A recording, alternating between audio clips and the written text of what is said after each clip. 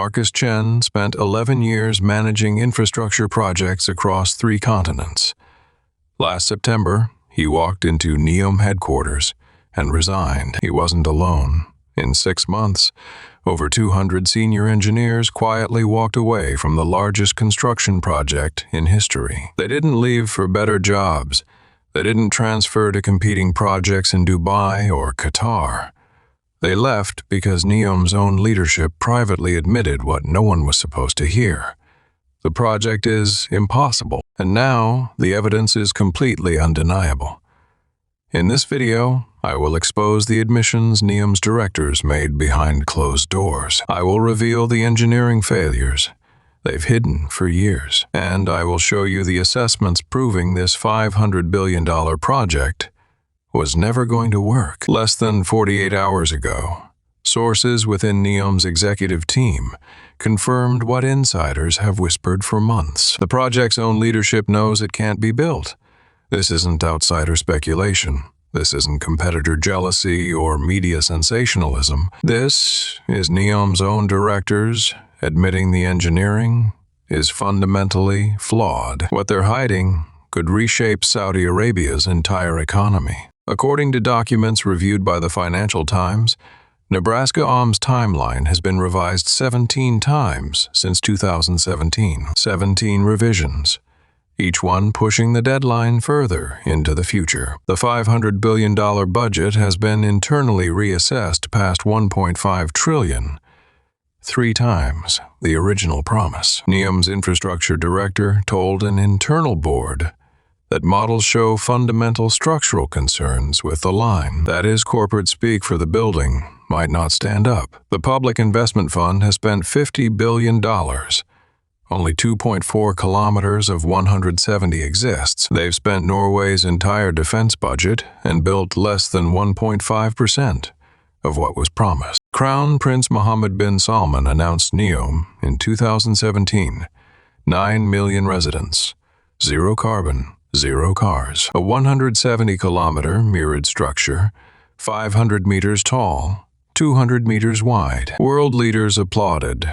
Investors lined up. Architectural firms competed for contracts worth billions. The promotional videos were extraordinary. A mirrored paradise stretching across the desert. Vertical gardens feeding 9 million residents. Artificial intelligence managing every system. Saudi Arabia was selling the future of civilization itself. Billions in foreign commitments followed. International firms signed memorandums of understanding worth hundreds of billions of dollars. Construction companies from 30 countries positioned for what was billed as the largest building project in human history. But memorandums aren't contracts. When the engineering reality emerged, those discussions went quiet. One by one, the partners stepped back quietly.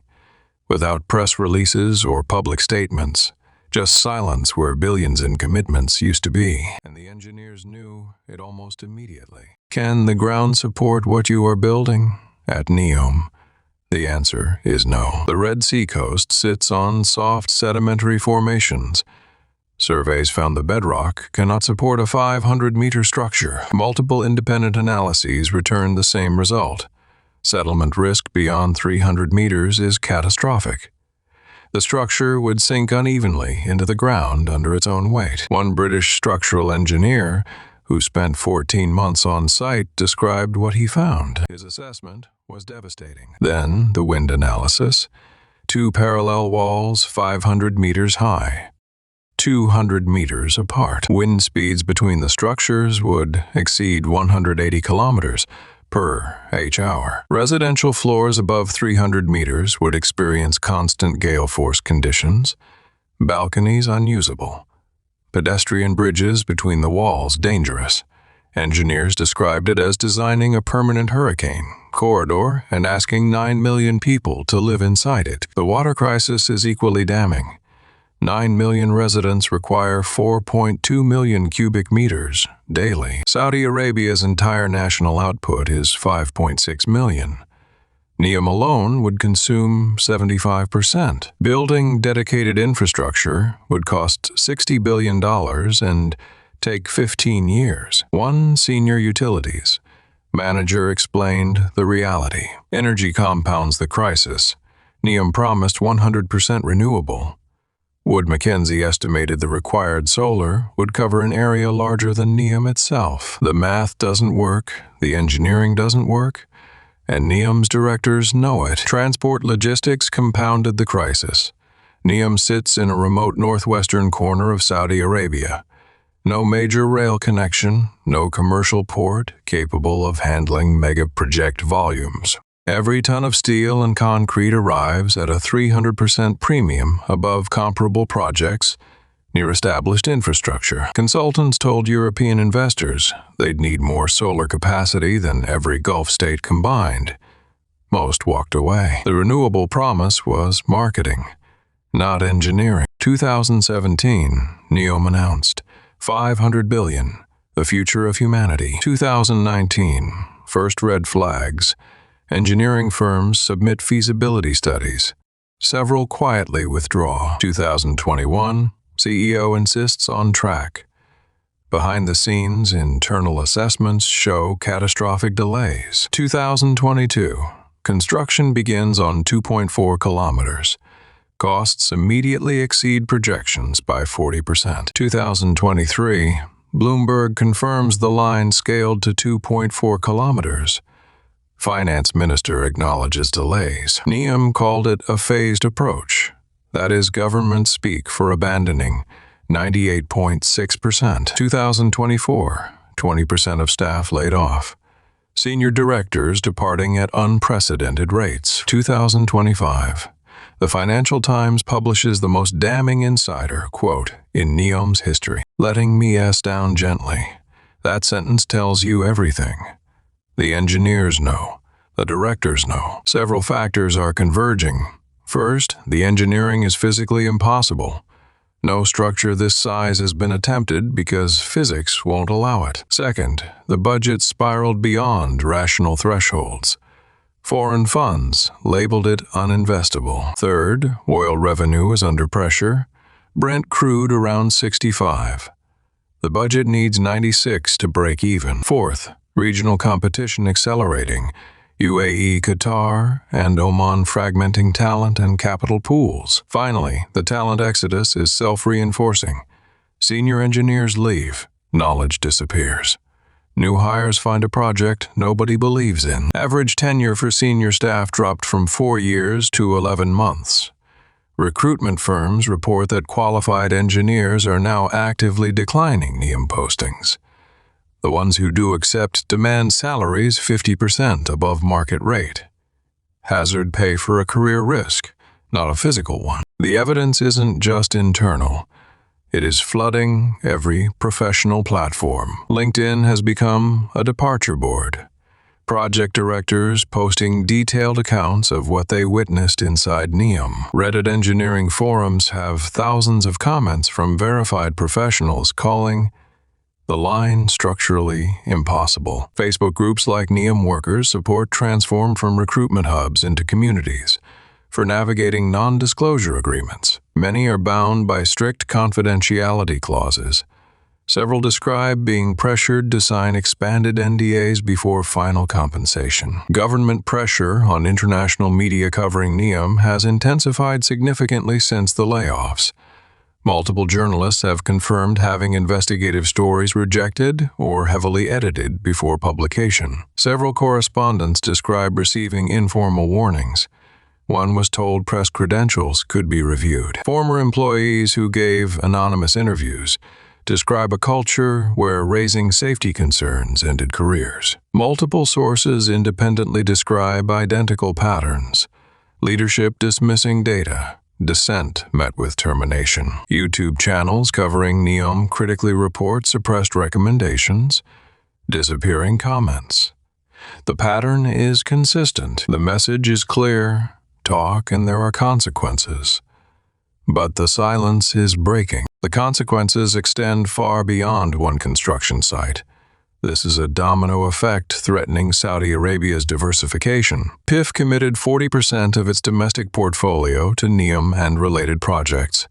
If NEOM fails, PIF takes a catastrophic hit. Saudi Arabia posted a $21 billion deficit in 2024, projected to widen. 300,000 jobs were projected. Those positions are evaporating as layoffs accelerate. Every investor watching NEOM stumble is recalculating exposure to Saudi projects: Trojena, Oxagon, Sindalah, Diriyah Gate. If NEOM can't deliver 2.4 kilometers with $50 billion, what confidence does any investor have in a desert ski resort or a floating industrial city? The answer across the global investment community is zero. The UAE doubled foreign direct investment since 2022. Abu Dhabi absorbing capital courted for NEOM. Qatar accelerating diversification. Kuwait and Oman watching Saudi Arabia's failure as a cautionary tale. Abu Dhabi's Masdar City, once dismissed as modest, now looks like the rational approach. Small scale, achievable, actual residents. The Gulf region knows how to build ambitious projects within engineering reality. Dubai proved it with the Burj Khalifa and Museum of the Future. Abu Dhabi proved it with Masdar. Saudi Arabia is proving the opposite at 50 times the cost. What does leadership know that they aren't saying? Internal assessments almost certainly paint a far more alarming picture. Finding solutions requires an uncomfortable truth. NEOM was never an engineering project. It was branding for a kingdom desperate to survive without oil. That branding exercise consumed $50 billion of irreplaceable oil wealth and produced 2.4 kilometers of foundations in 8 years. To be fair, not everything is failing. Sindalah made progress. The technology division attracted legitimate AI investment, but these successes represent 5% of the vision.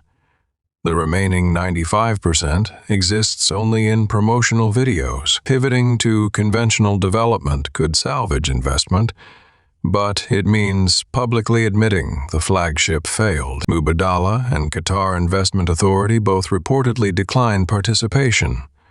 Nobody wants in. Converting to data centers is the most viable path, but that abandons the residential megacity entirely. A data center campus could have been built for a fraction of $50 billion.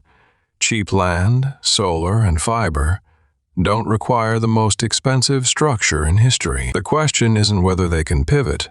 It is whether leadership can admit the original vision was fantasy. The window narrows. Every month spent on an impossible project burns irreplaceable oil wealth. What happens to a kingdom that bet its future on a project its own leaders admit is impossible? Saudi Arabia's government sold the world a vision of 9 million residents living in zero-carbon perfection. 170 kilometers of mirrored city stretching across the Red Sea coast. They attracted billions on that promise. Then their own directors said it can't be done. Instead of telling the truth, they laid off 20% and hoped nobody noticed. You've been shown renders that don't match reality. You've been promised a city NEOM's own leadership says cannot be built. Your questions matter more than any government press release. Are they strategically pivoting or catastrophically collapsing? The evidence points in one direction. Drop your answer in the comments. If you want the truth about NEOM, subscribe. This is just the engineering story. Wait until you see what they're hiding about the money.